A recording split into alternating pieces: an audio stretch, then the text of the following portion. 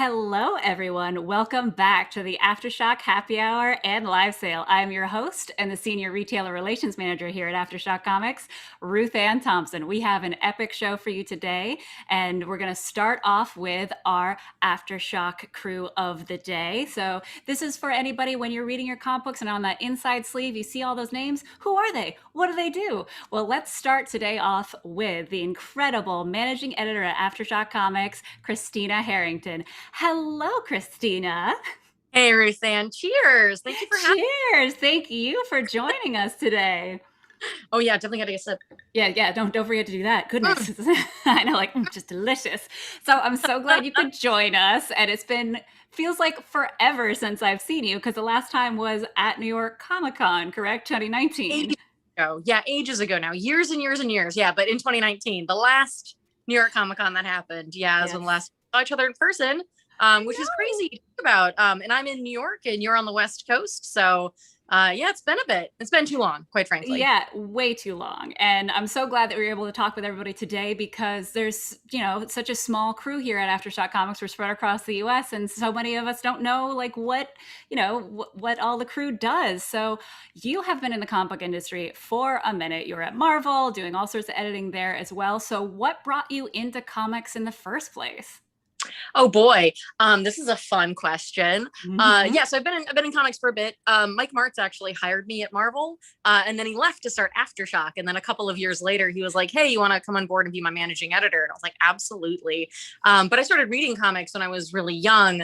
My older brother, I have an older brother who's about 3 years older than me. He used to get comics as like when we were kids, as like a gift, because he was a little boy, so people would give him comics.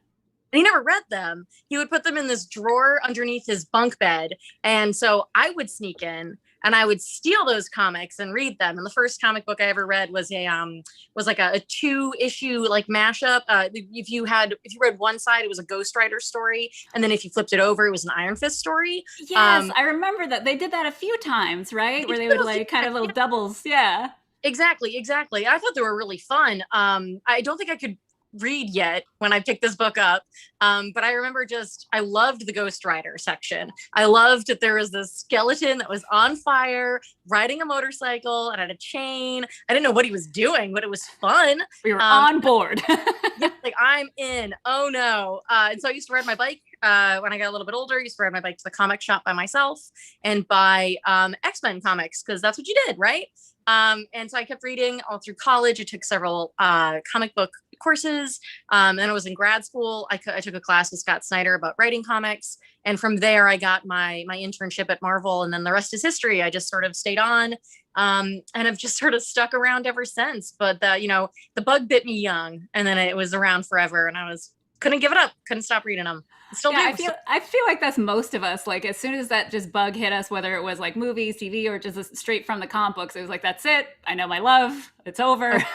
For sure. It's all happening. Yeah. It's hard to get away once you're in. There's something about comics that just keeps pulling you back in. And the fact that they're like released like on a weekly schedule too, and like a monthly schedule, makes it easy to want to keep coming back and keep reading. But yeah, we still go to the comic shop every week here. In my house now as an adult. And so we have too many comics in our house. Way too many. I don't know what you're talking about. Like, too many comics. Yeah. It's not possible. Love the spinner rack behind you. Oh my God. I'm just addicted to it. And like, I don't work for Amazon, but like $90 on Amazon changed my life forever. I gotta get one for my office for sure. Oh yeah. It's so much easier to have like your floppies just there and ready, like accessible, especially like as we have them coming out week by week. Yeah. And a reminder to everybody who's in the comments, please, if you have any questions for Christina, pop them in there and we'll make sure to ask her as well.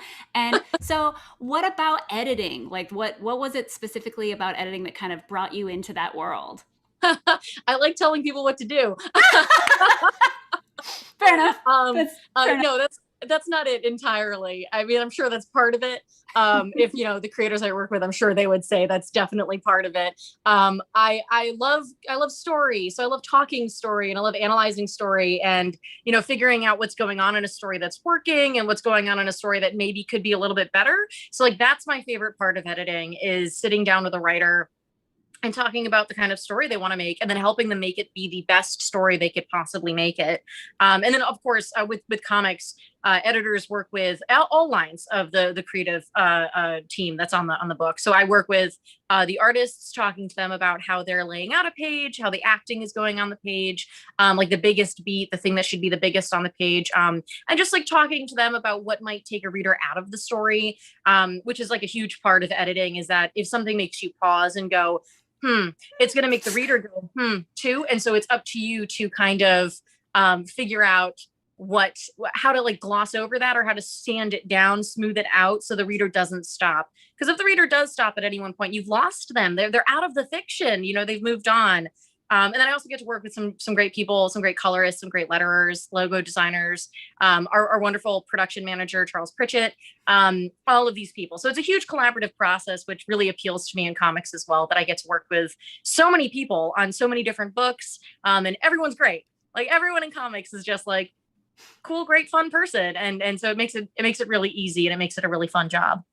Yeah, and so with AfterShock Comics, obviously we focus only on creator-owned content, but you also worked at Marvel, where there was, obviously the ongoing superhero storyline. So as an editor, how is that different? Do you also have more control when it comes to like the creator-owned stuff, or is it kind of a catch-22 on both?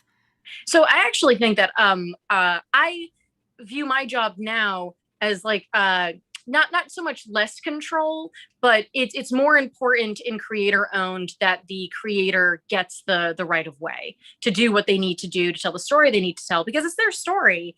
At Marvel, the biggest job of the editor over there is the custodian of the character and the custodian of that world. So you were just making sure that that world wasn't going to get broken, or those characters you were working on weren't going to get broken, so that future generations can pick it up.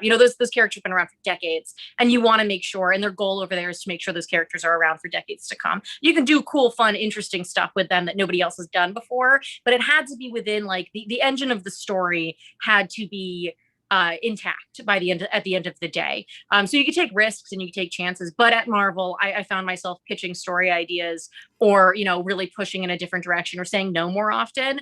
And on Aftershock, we really try to find the path to yes for our creators. So how do we get to that point and that place where they can tell the story that they're not able to tell anywhere else, that only Aftershock can tell? And I think that Mike Martz is really good at that, our editor-in-chief. And so he's instilled that in me and in anybody else who works on any of the books, that the creator comes first, and what their intention for that book or that series, that character, that's the thing that matters. So it's interesting, because I thought it'd be like the opposite way around. But it really isn't. It's really very much finding that path to yes is way more open here, which I really like and I really enjoy as an editor. And I think our creators do too. Yeah. And so one thing I've always wanted to ask you about editing, because in a lot of ways it kind of reminds me of a producer on a TV show or a movie, where you're not, creating the story, but you're like, maybe we should edge it this way. How much, because like obviously there's the side of editing that's just grammatical and like that sort of stuff, but how much do you as an editor be like, hey, maybe like this, if you go a little bit more this direction, or do you literally just let the creative do their thing? So I think it depends on the editor who's reading the story. So I can only really speak to what I do, and I give a lot of notes. Ed, who will be on here later, can probably speak to this, because I worked with him at Marvel and now at Aftershock. I tend to give a lot of story notes at the script stage, because I want that script to be, it's the blueprint, right, for everything else that comes later. So I want it to be the strongest story that it can be. So anytime I have a question, or I'm just like, hey, this maybe shouldn't happen here, or we should move this down, or this character beat, we really need another page. How do we get another page out of here? I give a lot of those kinds of notes. It's as we get further into a series, I'll give less and less notes, because at that point, I think that the creative team has found their footing. We kind of know what direction the story wants to be in. Everyone's familiar with the characters, and we can just kind of go. There are a lot of projects at Aftershock where I don't have to give a ton of notes, but I tend to give more notes at the scripting stage than at any other stage. And I know a lot of editors do the same thing, where they want the story. At the end of the day, they're on the side of the story, right? They're always going to be on the side of the story, which the writer is too, but they might be moving towards it, like separate goals. So it's always just important to remember that you want the story to be the best thing that it can possibly be. And if it leads to conflict between you and the writer, or you and the creative team, then you need to step back and like have a conversation about what that's going to be. Maybe your vision for what the story is going to be is different than the creative team's, and then you have to find like a common ground. That's rare. Usually when I give notes, it's usually like, oh, okay, yeah, it's more of a light bulb moment for the writer or for the artist or the colorist or the letterer or whatever. I'm not trying to push them out of their comfort zone or away from what they would naturally be doing. I'm just trying to help them find solutions. And I like to think that I usually do that. I don't know if that's the case or not. I hope it is. That's always my goal and that's always my intention. But yeah, I give a lot of story notes. The short of that, so that answer to that question is that I give a lot of story notes. I really do. Lots of notes, lots of notes. So we do have some questions from the comment section, including from our very own Mark Hammond from Aftershock Comics. And he asked, of the series that you have worked on, do you have an overall favorite, whether it's Marvel, Aftershock, everything in between? Oh, that's hard. So my favorite, I think I could probably point to one at Marvel. That was my absolute favorite. I loved All New Wolverine with Tom Taylor. David Lopez, first arc of that series. I love X-23. I'm a huge Laura Kinney fan. So to be there for the creation of Gabby, her sister, and like that whole new world and that whole status quo for her was just so affirming for me. I worked on that book the entire time I was at Marvel. I came on board, and a couple of months later, that book came into existence. And then I left a couple of months after the last issue went to print.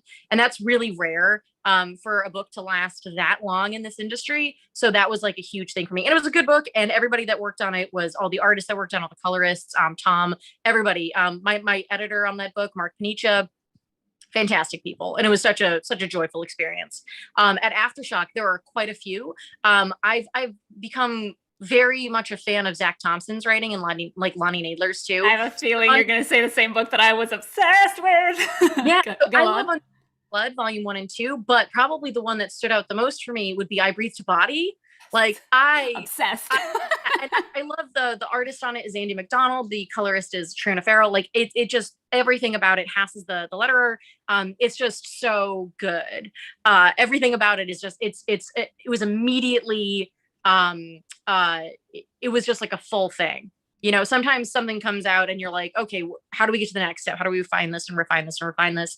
And I Breathed a Body was immediately what it was. It had an identity, knew what it was going to do. Everybody was on board for that identity, and it executed that thing perfectly. If you haven't had a chance to read I Breathed a Body yet, I really, really recommend it. It's a weird one. It's not for the faint of heart, but I think it shows absolutely what Aftershock does best, and that's giving creators the ability to tell stories that are unusual and you really can't find anywhere else. Exactly. Yeah. Exactly. That's an Aftershock book. I Breathed a Body is an Aftershock book through and through. And it's super fun and great and it's beautiful. So you should definitely pick it up. But I love that book. I love the book so much. Yeah, it's so good. Another question from our viewers is Artist My Voice on Twitch says, as an editor, what advice would you give to new comic book creators? Great. So I'm going to steal something from Declan Shalvey, who is an artist from Ireland. Declan is wonderful. He's a big name in the industry. And also he's just like an all around great person and nice guy. And he gives really good advice to people coming into the industry. And the one that I clung to quite a lot was to finish something. So don't have your first project that you're going to draw or write or color, whatever, be like 100-page epic. Sit down, do a 5-page story, finish it.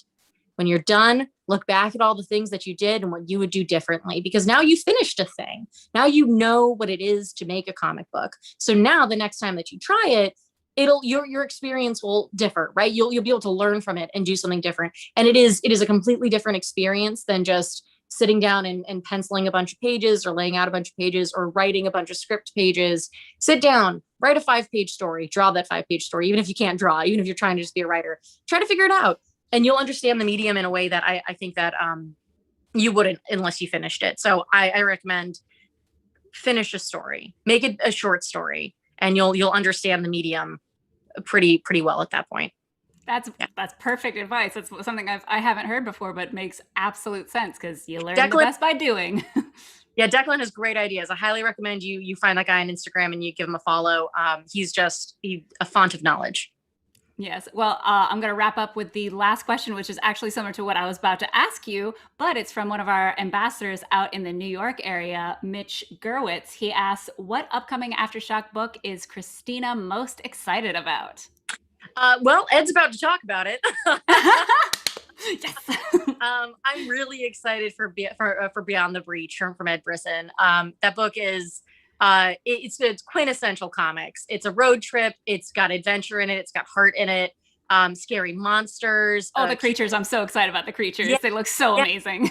great. It's a dire situation with really grounded stakes. And the potential for a good long run. So I hope folks pick it up. I hope folks are excited about it. But that is, out of all the books we're launching in 2021, Beyond the Breach is the one that I am the most excited to get out in the world, for sure. Yes. All right. Well, perfect segue. And Christina, thank you so much for joining. Where can everybody find you on the social meets? Oh boy, you can find me on I'm at a relatively difficult to spell Twitter handle. So if you can spell it, you can find me. I'm at Coelacanth Kiss. So good luck spelling that. Okay, what is the story behind that? I've been so curious. Are my favorite creatures, and kiss sounds good after it. So coelacanths are a fish that people thought was extinct for years and years and years. The precursor to land-walking mammals. They have a fourth-lobed fin. They're super cool. They were rediscovered in 1936 off the coast of South Africa. I got to see that one when I was in South Africa. They have it in formaldehyde. It's dead, but it's there. And I was shocked that we actually got to see it. But I think that they're fascinating, and I have been fascinated by them since I was like 5 years old. So they're my favorite. And if you can spell coelacanth, you can find me on Twitter. And if you can't, okay. That's no, all right. Causality, like that's just what happens. Well, yeah, thank you again so much, Christina. We're going to continue on the show. Next up, right after a very quick break, we're going to have Ed Brisson, the writer and creator of Beyond the Breach. So we will see you all in a little bit. Bye, Christina. Bye, guys.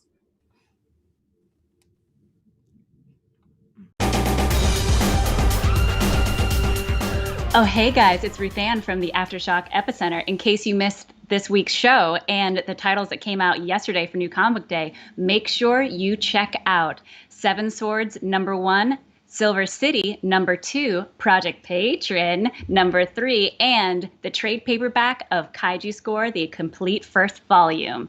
And I will see you guys back here for the Aftershock Epicenter next Tuesday.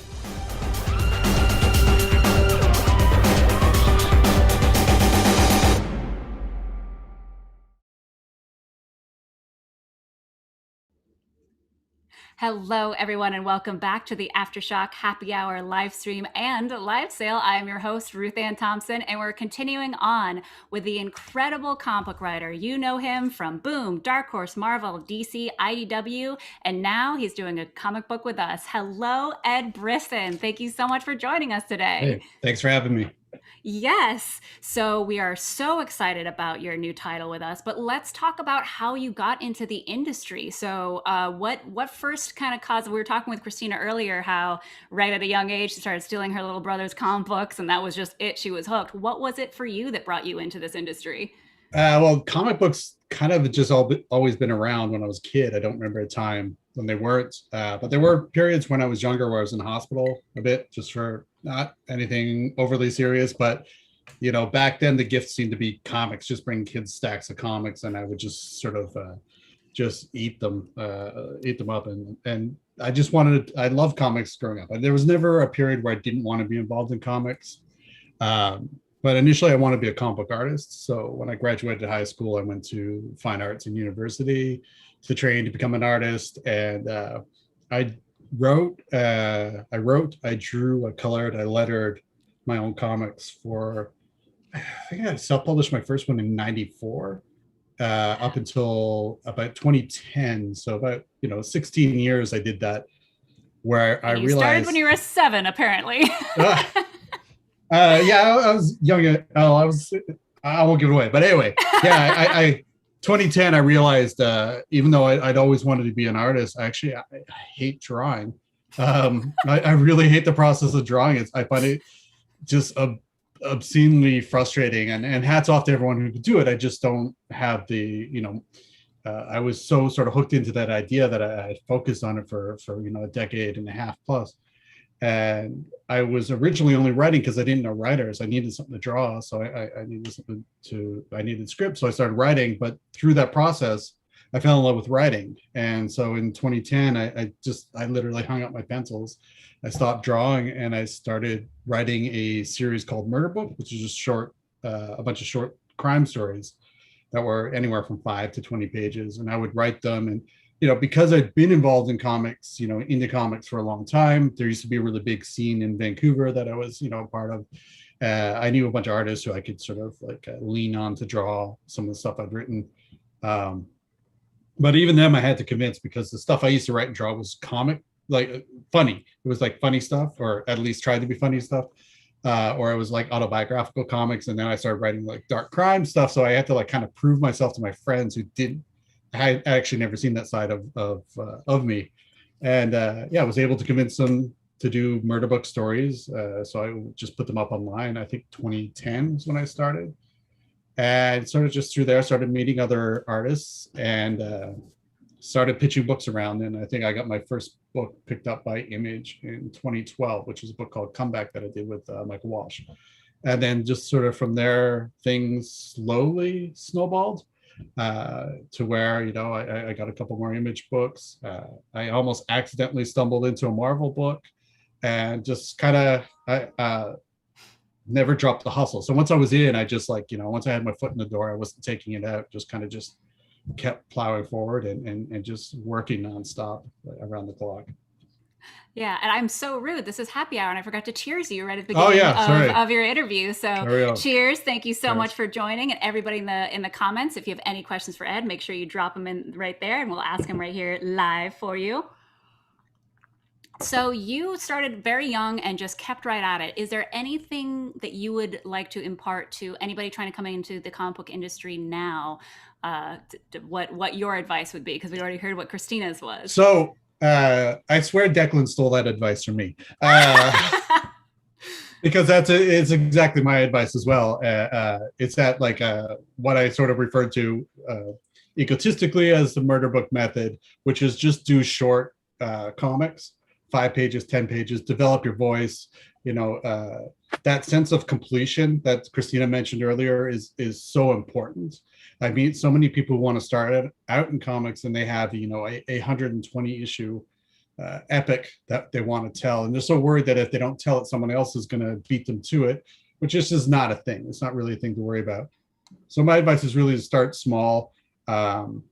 Try and think economically as well, like in terms of your storytelling, when you have a smaller story, but also in how you're going to put it together. When I started Murder Book, I did them in black and white. Black and white suits crime.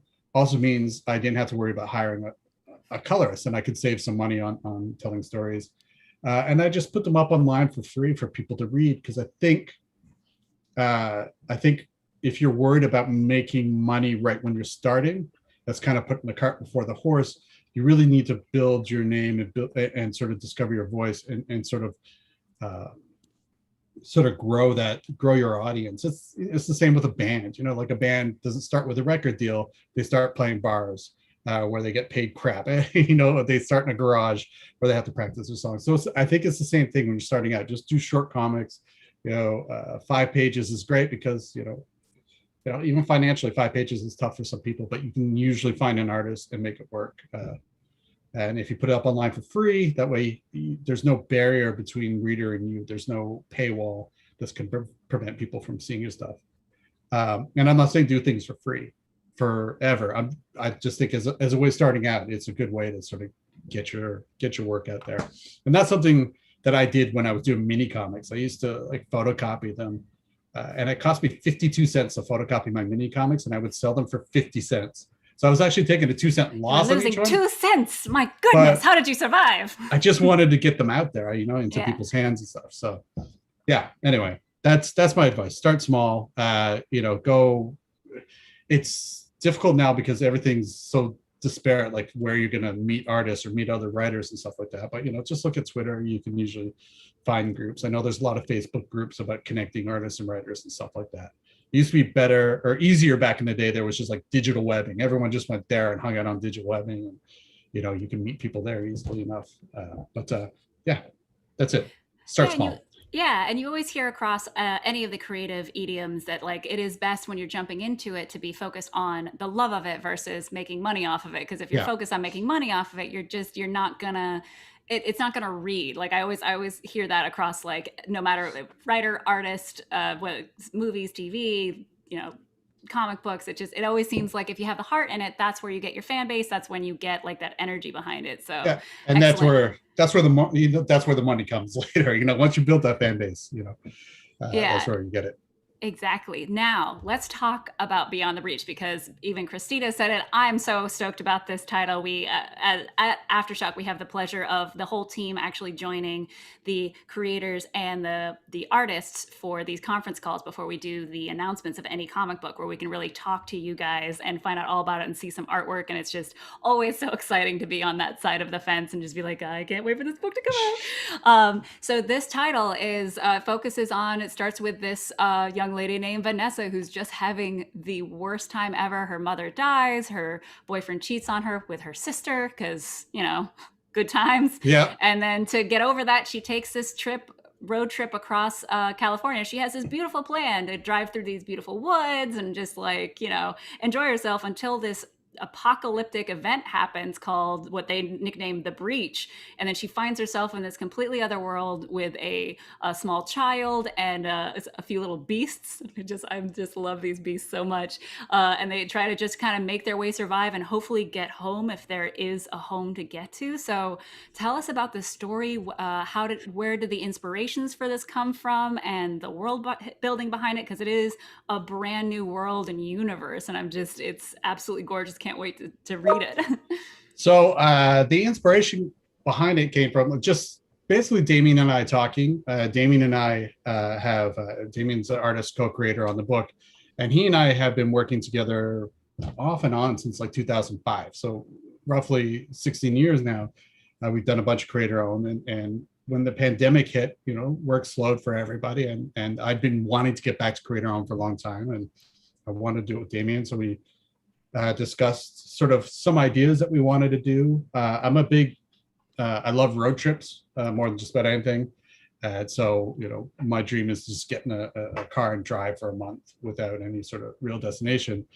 And I have been stranded on road trips before, which is, as pleasant as a road trip is, being stranded on a road trip is horrifying. Terrifying. That's like the worst thing you can happen on a road trip. It's so it was kind of starting there. I wanted to have I live in Halifax, Nova Scotia, so I want to have some connection to Halifax. So that's where she's from. And the very kernel of an idea basically sort of comes from when I got stranded halfway across Canada during a road trip in my 20s, and I had a lot of trouble getting back home. And it was sort of a terrifying experience, not nearly as terrifying as in the book. But yeah, it was just that, I just like the idea of being stranded in a place that's unfamiliar, and then taking that unfamiliarity and cranking it up to 1,000. This is, nobody knows what's going on. The breach happens, all these creatures spill in. It just becomes crazy. She's, immediately fighting for her life. She's seeing people die in front of her, and then she has to save this kid, and she's running along with this creature and just trying to get back home, but all electronics are taken out. There's no way to contact home. There's no way to know if there is a home. And part of it is just we wanted this fun road trip series where they're going to have to basically hoof it back home, which is I think it's roughly 7,000 kilometers. I don't know what that is in miles. Let's say 4,000 miles. I'm just going to guess. Sure, that sounds right to me. Perfect. And kind of one of our thoughts behind it is that we wanted to sort of build that this hedges on spoiler territory, but not quite. So I think I'm safe. But it's all up to you, man. You tell what you want. What we want to do is create this world that she has to traverse through to almost be like a sort of really cool intergalactic space Star Wars-y type thing.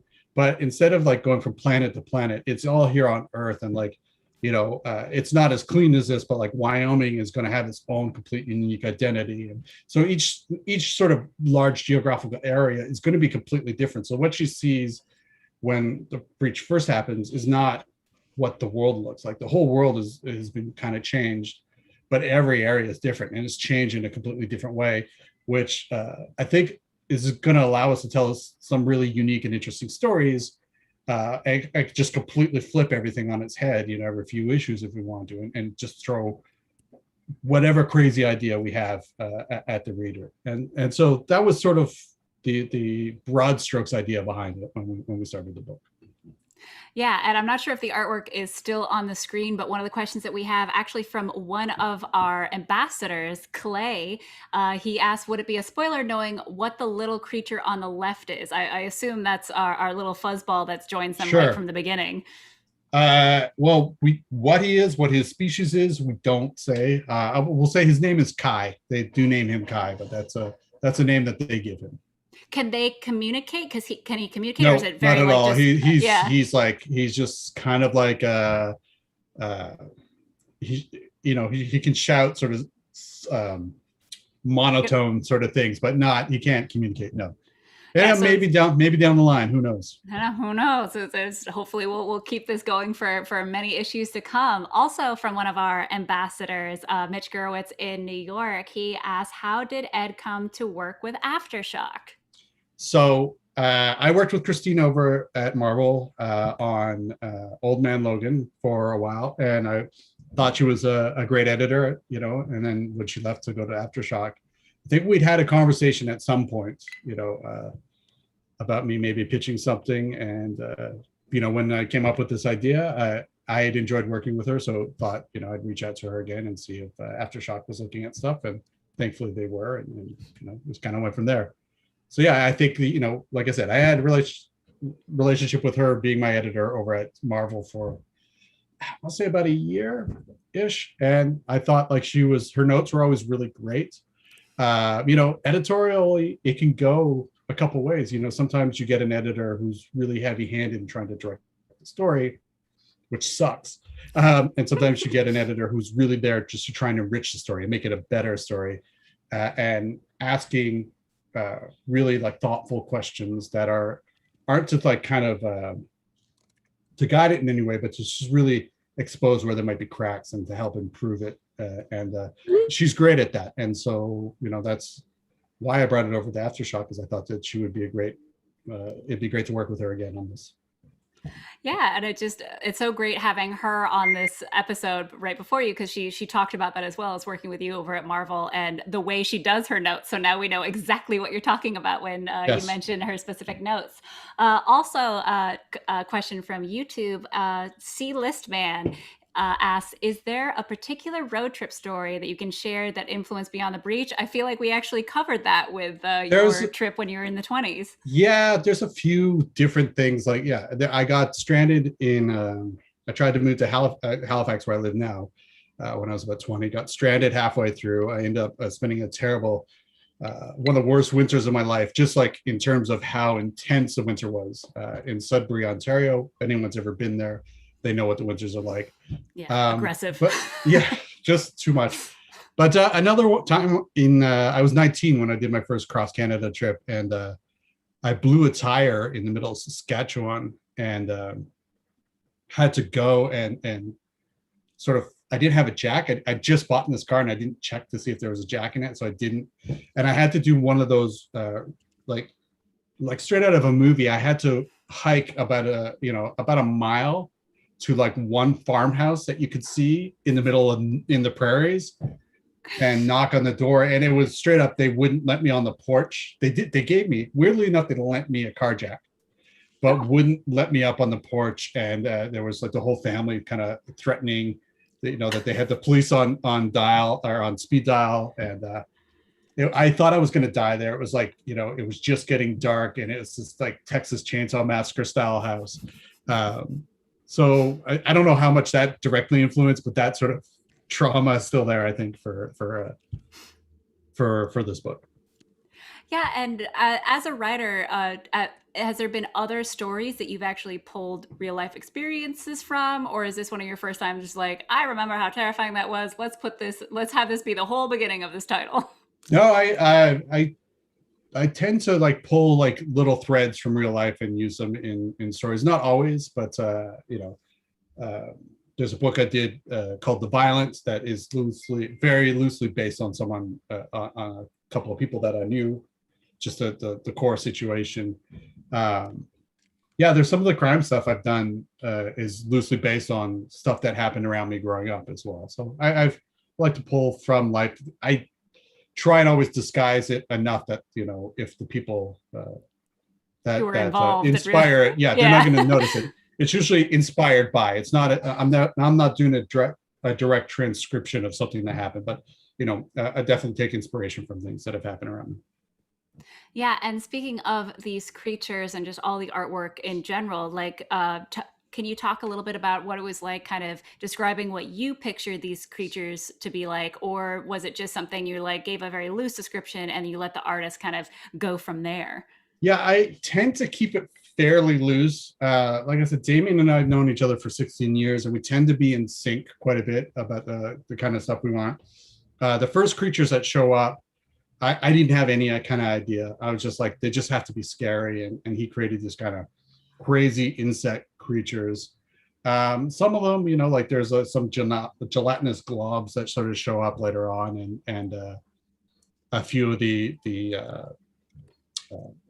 characters that show up at the end of issue 2, start of issue 3, that like I had some notes, I had some ideas, and he kind of ran with, and then I had other ideas that we redid them. But yeah, mostly I tend to leave a lot of it to Damien, and we just kind of workshop them back and forth. Like he'll come up with some original concepts, and we'll just tweak them as we go. But a lot of his stuff is usually really good right out of the gates. I had worked on him with I'd done a sci-fi book with him before with a lot of alien creatures, so I knew where his head was at and what his design sensibilities were. So, you know, I'm comfortable letting him handle all that. Yeah, and just because we, you know, don't get many writers that have been across the board, because you started off with obviously your own creator-owned, self-published stuff, and then moved into, you know, Marvel stuff that's been an IP that's been going on forever with Old Man Logan, all that kind of stuff, and now you're back to creator-owned. What kind of, for you as a writer, like what have been the biggest hangups over, you know, an IP that's been going on for a while versus your own, and what have been the positives of both? I think the hangups with IP is just, you know, there's a lot of stuff you can't do with the characters. Like Christina was mentioning it earlier on, you cannot irrevocably damage these characters. You can't destroy them. And my tendency sometimes when I'm writing is to really put people or characters through the ringer. And there's just a lot of stuff like, you know, I can't do a Spider-Man that I would want to do in a creator-owned book. That said, I do like working within the parameters. I think having those sort of boundaries just forces you to be more creative sometimes. The biggest hang up with creator own is really just finding that audience and hoping that the book keeps going. You know, it can be tough at times. You know, it can be a crowded field, so it's kind of standing out.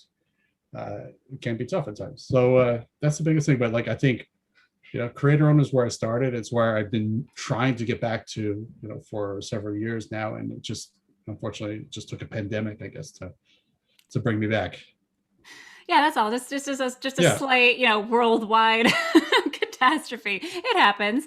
But everybody, so who's interested in Beyond the Breach, this is the if you want to order it from your local comic book shop, they are ordering it on this Monday, on June 21st. So make sure you reach out to them, and it'll be in shops July 14th. So stoked about this. Now, Ed, where can everybody find you on the social media? So mostly you can find me on Twitter. I'm just at Ed Brisson. It's real simple. Oh gosh, Christina, could you not like just make it your name instead of this crazy fish that nobody's heard of? I'm one of those people who like rushes into every new venture and grabs my name real quickly, because there's a guy on Instagram who has Ed Brisson, just all one word like I have on Twitter, and it drives me crazy. He's only posted one thing like 7 years ago, and he doesn't use it. He doesn't need it. So we got to follow you for all your donuts posts. Every Saturday my family goes for donuts. I do, if you want to see like my donuts and the cooking, I do a lot of cooking, that, and I have photos of my cat and my dogs that's on Instagram, which is at Ed_Brisson, because that jerk who took my name. And find you. Yeah, Facebook, I would stick to Twitter and Instagram. Facebook's where I talk to family. Oh, brilliant. Well, thank you again so much, Ed Brisson. Right. I am so stoked for this title. And we'll probably bring you on again once we go into more of the issues and all that kind of stuff, because I'm sure I'm going to have so many questions for you. Awesome. I'm looking Yes. forward to it. Yeah, and everybody else, please stick around. We're going to take a little bit of a break, and then we're going to come back with a live sale with some crazy exclusives you can only get here, and you can only get at this price for the next here right now for the next 24 hours. So we'll see you soon in about 30 seconds. We'll see you later, Ed. All right. See ya. Oh, hey again, everybody. It's RuthAnn from the Aftershock Epicenter. Make sure you join us next Tuesday at noon Pacific, 3 p.m. Eastern, so we can talk about all the titles that are coming out for next week's new comic book day, including Phantom on the Scan #3, terrifying, Bequest #4, so much fun, and the conclusion of Nuclear Family with the 5th issue. So make sure that I see you next Tuesday right here, same bat time, same bat channel.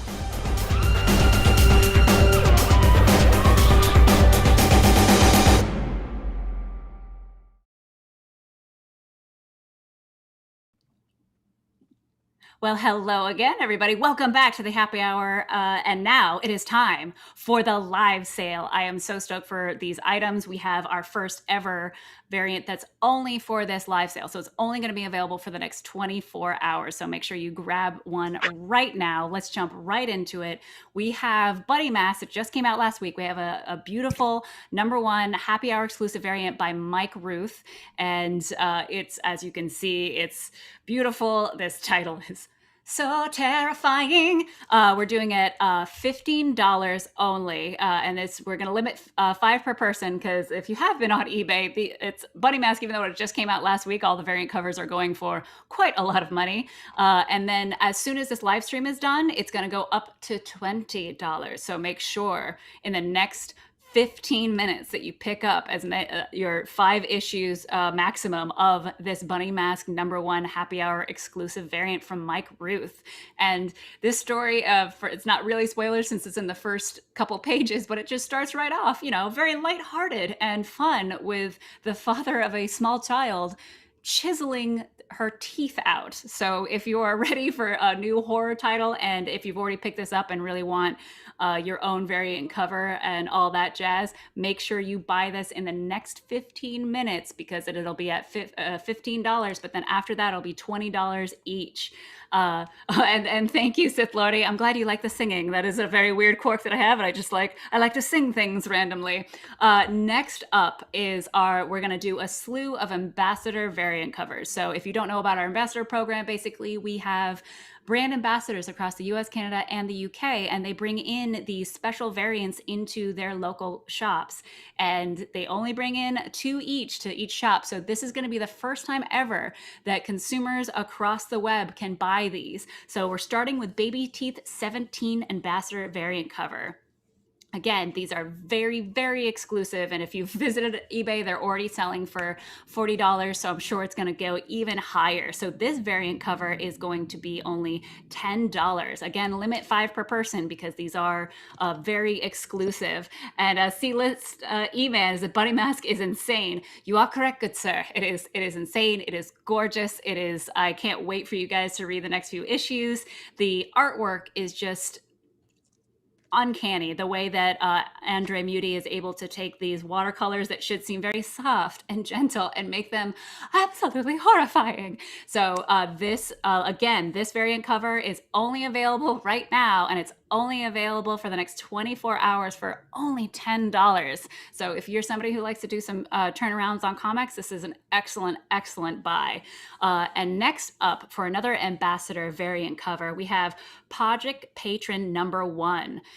This title has been, again, one of my favorites to come out, since we haven't done a lot of superhero titles in a while. This one from the unstoppable Steve Orlando is just such a wonderful twist of the superhero trope of, death of Superman and all that kind of stuff. But instead of coming back to life, Project Patron is all about Patron, our savior of the world. 30 years ago, he had a big battle with this big bad villain and died. But then the UN created this Reploid, which is basically like an android type system that is run by several different, just regular old humans, and the world doesn't know that he's gone. So this has been another incredible title from Steve Orlando. We'll continue working with him forever. And again, this is only available right now for the next 24 hours at only $10, limited 5 per person, because again, eBay, you can make some money off this. I mean, you should definitely keep one at least a frame because it's gorgeous and very exclusive. Next up for the what we have here is, oh, I skipped over one. My apologies. We have the sorry, Stefan, love you, buddy. I can read, it's fine. Going back one is the Ambassador variant cover for Nuclear Family #1 from Stephanie Phillips. Again, only $10 here, limit 5 per person. This is the story of a 1950s family that their hometown gets hit by a bomb, and after they come out of the basement, they find that it's a completely different world. Not only is the Cold War happened, everything was destroyed in the US, but they've been fast forwarded about 10 years in the future, and the underground infrastructure that is the US government just assumes they're spies and starts torturing them, trying to find out information, and it's a very dark future, and all they want to do is get back home, and who knows if they can. So you'll have to pick up this title as well. That concludes all the Ambassador variants, but now we have a lenticular cover of Baby Teeth all the way back to #1 when I first started working here at Aftershock. And this is, we only have 20 of these available. So again, very exclusive. This is one of my favorite lenticular covers. I've had such a great time anytime I've been at a con, because lenticular covers have gone incredibly. Like, I remember back in the day, do you remember like lenticular like cards, collectible cards, and you're like, I can still see both images. It's kind of one and kind of the other. I don't know. But now it's legitimately like you're from one side, it's one complete different cover, and the other it's from another. So I absolutely love this Baby Teeth lenticular cover #1. It's usually $30, but right now, only right now, for the next 24 hours, we're going to do it for $20. So make sure you pick that up. And I just saw that, yeah. Oh, that is another Mike Rooth cover. Perfect, because I was actually going to read a comment from Clay. Hey, buddy, one of our ambassadors. He asked, how do I purchase the Mike Rooth variant? Right here, right now, for the either the Bunny Mask variant #1. This is the only place to buy it, as well as the Baby Teeth #1 lenticular variant cover. So right here, right now is the only way to get it. Speaking of Baby Teeth, we also have a beautiful 9.8 graded cover from a con that we went to once called it's spelled out one way, but it's supposed to read Idiot Con. I've never been there, but supposedly it was a lot of fun. So this is the variant cover that's usually $50, but we're only going to sell it for $40 for the next 24 hours. So make sure you pick that up right here, right now. Baby Teeth is still like one of my favorites, and it was the first comic that I picked up here at Aftershock. I like to call it's Juno meets Buffy the Vampire Slayer, because it kind of has like the energy of both, where 16-year-old girl gets pregnant and it seems to be the Antichrist or not, who knows. There's a whole adventure of trying to keep safe with her father, as well as her badass older sister, who's one of my favorite written characters to date. So if you haven't read this comic book, you must pick it up. We're finishing up the entire storyline. We just had 18 come out, so make sure you get on this right now, because it's a wonderful story. Speaking of stories that have been ongoing here with the Aftershock Comics crew, we have our flagship title. We're going to do a special for you guys, only here, only now, for the next 24 hours, of the Animosity Year 1 hardcover. So usually this sells for $40, but we're going to sell it for the low price of $25. This is a great gift for anybody that hasn't caught up with this comic book. This is one of my favorite ideas ever, where basically across the entire world in a single moment, all animals get full consciousness. They can speak and they remember everything that humans have done to them. So it gets a little post-apocalyptic real quick, because not only do we have these animals that a lot of them are looking for revenge, but now that everybody has full consciousness, they are not able to eat each other without it feeling like cannibalism. So you have all of a sudden your food shortage goes like crazy, crazy low, or food shortage high, whatever. You know what I mean. And this actually follows the story of Sandor, who's a good dog who just loves his owner, Jessie, who's a 9-year-old girl. And once she loses her parents, all he wants to do is get her safely from the East Coast all the way to the West Coast, where she has an older half brother. So this is an ongoing story for us. So this is a great way to jump into it on this beautiful hardcover. And again, it is only going to be $25, usually $40 for the next 24 hours. So make sure you get it here now within the next 24 hours. Next up is another graded book that's absolutely gorgeous, which is a 9.8 graded Shadow Doctor #1.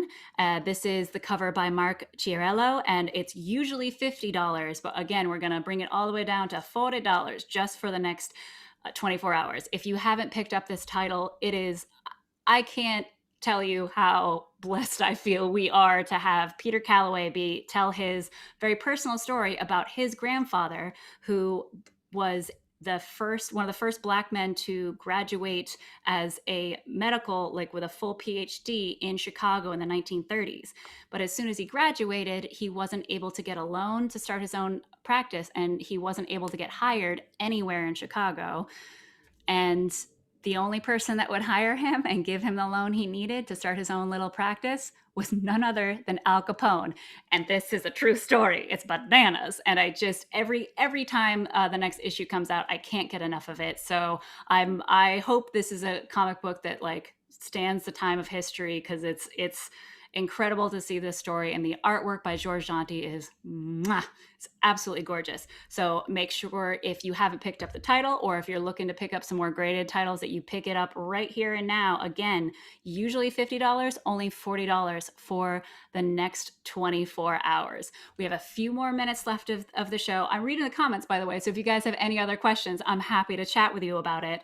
But let's start at the very top of what we are offering, which is our first ever happy hour exclusive of the Bunny Mask #1 variant by Mike Rooth, who, Stefan, you've actually known for a long time. He's a close friend of yours, correct?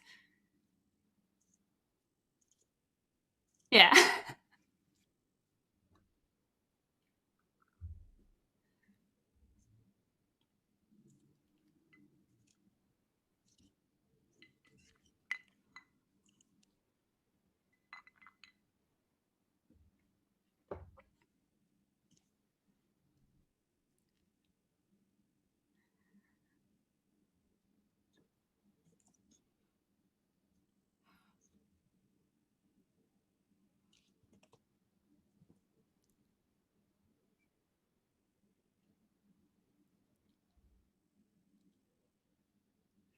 Oh, yeah.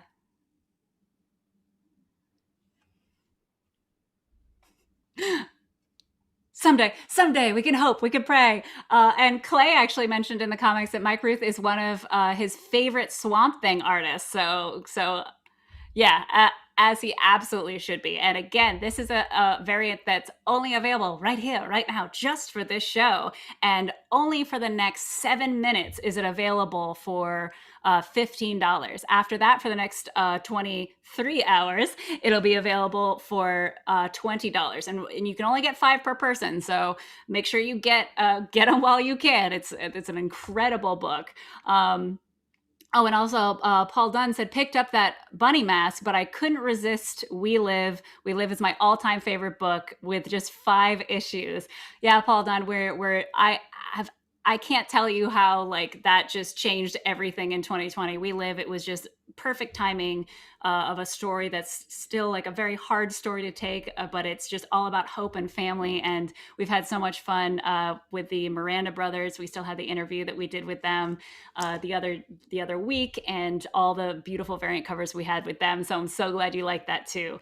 Next up is the Ambassador variant covers. So again, this is something that's super duper exclusive. We only have the Ambassadors bring just 2 into their shops, and we have about 42 ambassadors across the US, Canada, and the UK. So there's very few of these out in the field. So if you want to pick them up, this is the place. So we have the Baby Teeth #17 Ambassador variant cover, only $10 right here, right now for the next 24 hours, limit 5 per person. We also have the Nuclear Family #1 Ambassador variant cover, same price, same bad time. Project Patron #1 Ambassador variant cover. So that is for all of our ambassador covers. And again, must get it here. Joe Ryden also said Bunny Mask is a jaw-dropping ride. Yeah, like I said, it starts off real strong and real aggressive with a father chiseling out his child's teeth, and it's just gonna get worse from here, kids. It's really aggressive. Oh, Mike Rooth is on the stream. Hey, buddy. He says, I can't hear all the nice things that Stefan is saying about me. Oh no. So I'm not sure, Stefan, if we missed out your audio in that, or if he's just saying like he just can't do it. It's too much for him. And then, yeah, Paul Dunn says, right in the feels when it comes to We Live. Very, very true.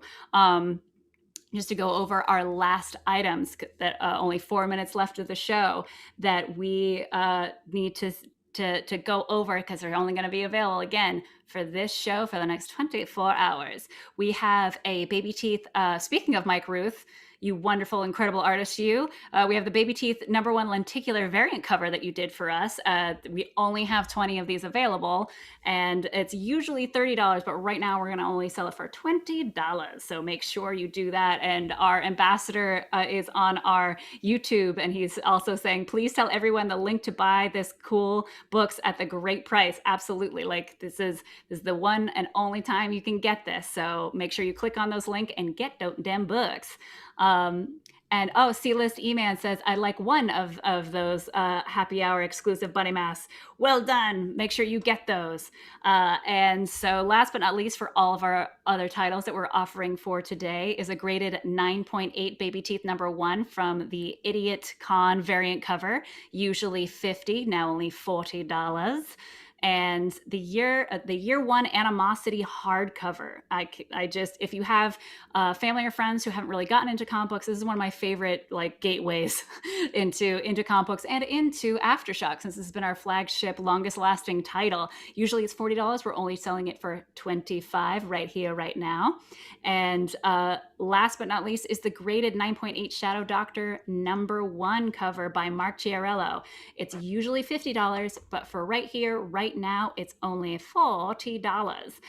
Guys, we can't thank you enough for joining this stream. We're having too much fun with these happy hours, and we can't wait to have you guys on for all that we have to come. We're doing this every other week. I'm just looking up right now to make sure I have who we have on coming on for our next episode in just 2 weeks on, let's see, but July 1st, we have Jan, who has been our inspiration for Red Atlantis, and we just announced the new titles. Wow, I'm already blanking on the name. Stephanie, you remember the new title that we just talked about that just released today? I have too many tabs open. That's what happens. Almost American. Almost American. Thank you, Rachel, our incredible social media guru and community manager, for the win. Almost American, that just released today, that is, or just announced today, that is the real life story about Jan and his wife defecting from the